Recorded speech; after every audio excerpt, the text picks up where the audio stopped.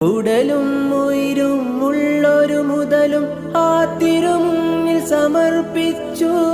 ഖിബ്ല ഹബീബാണെന്നൊരു പാഠം നമ്മെ അവർ പഠിപ്പിച്ചു.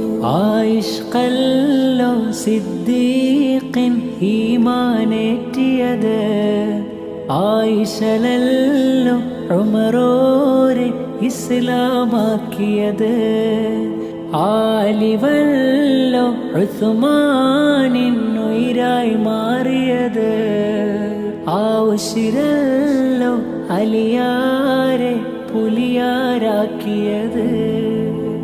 അവരാണ് ഈമാനിൻ ആധാരം പൊന്നേ, അവരോടടുത്താൽ അഹദോനടുത്തു, അവരോടടുത്താൽ അഹദോനടുത്തു.